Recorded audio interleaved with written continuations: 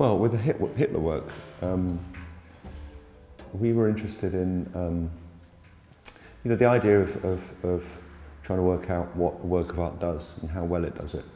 We were thinking, well, if a work of art has a kind of a latent meaning to it, or some apparent sense of self-expression, that you can look at Van Gogh's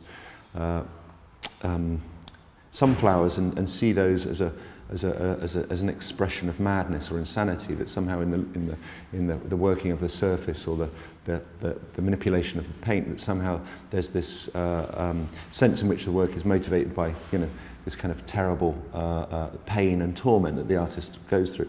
We were kind of thinking, well, if that's the case with a Van Gogh painting, maybe you should be able to look at a Hitler painting and see that there should be some kind of index of things to come in the work before he went on to kind of be a mass murderer of epic magnitude.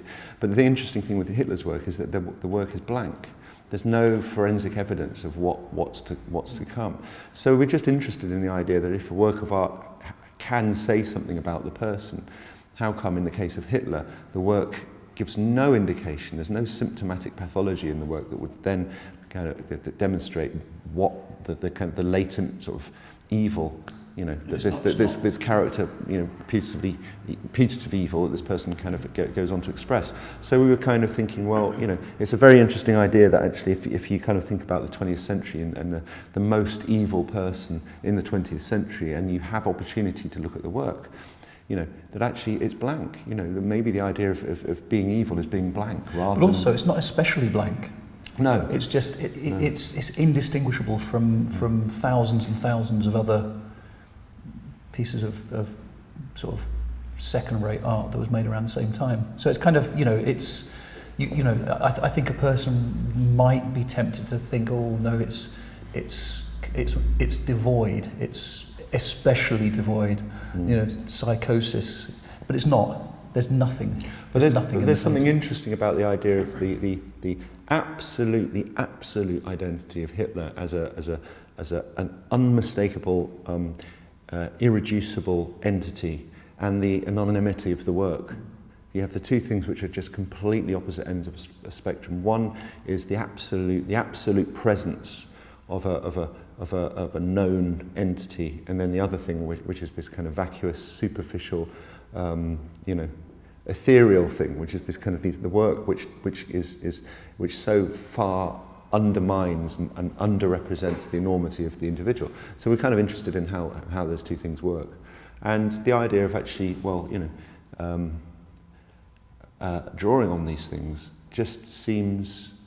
There's lots of things involved in it. The idea that actually, that we are destroying a limited resource, a limited set of objects, which, in some ways, they shouldn't be drawn on, because they should stand as documents which are historically.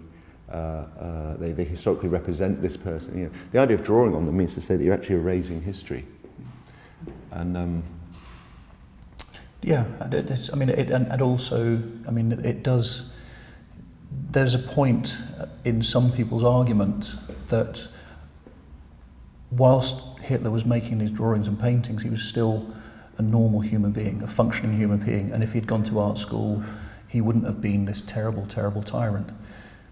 So, kind of, at a certain point we decided that if we could jump in at that point and even ruin that notion of him, then he's, it's a way of kicking someone where they can't defend themselves at all. There's no point at which Hitler can, we're going to get hold of every single thing he's ever done and change it. So he won't ever be rescuable.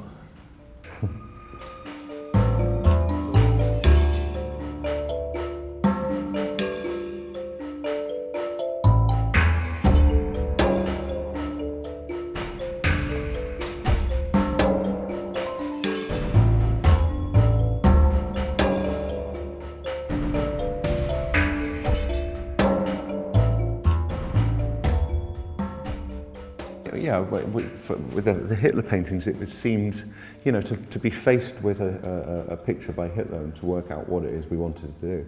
It seemed that, you know, that if there was some idea of, you know, the idea of actually, you know, how do you transgress the most transgressive thing? I mean, a Hitler painting, when you're faced with it, it's a very disturbing object. You know, historically, it's very disturbing. But the idea of actually working out how to transgress its value, how to subordinate the metaphysical value of its evil, to turn it into something, you know, and it just seemed very appropriate for us to paint little rainbows and little stars and little, just very innocuous and inoffensive things. What's interesting is that actually, you know, the most innocuous and inoffensive thing became the most offensive thing. We could actually turn pretty little multicoloured rainbows into the most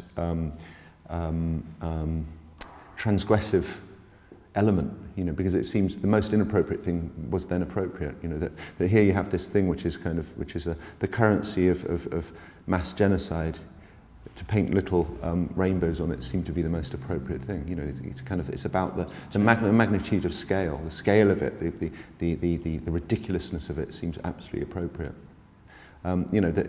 You know, if you wanted, you know, the idea of thinking of Hitler turning in his grave because we painted rainbows on his pictures is just fantastically pleasurable. Yeah. Fantastic thought. You know. Using My Little Pony to kick Adolf Hitler is entirely appropriate. Some people were, you know, some people thought it was the best thing in the world. Some thought it was less. Not so much. You know, there were people. You know, the responses are not. So, you know, they're interesting because, in a sense, there's no way in which you can draw on a Hitler's paintings without kind of maybe trying to second guess the outcome. I mean, the work is about the outcome, and so in some ways, you know, the arguments kind of range from, you know, these things should be preserved as historical documents, to, you know. Sort of, you know, they should be destroyed, or, you know, then midway you get kind of death threats from neo-Nazis saying you've drawn on the Führer's, you know, work, and, you know, so there's a whole range of responses. I mean, I think the thing is the historical document one is interesting because in a sense, you know, if you have actually, and we have had the same kind of arguments persist with the Goya, working on the Goya drawings.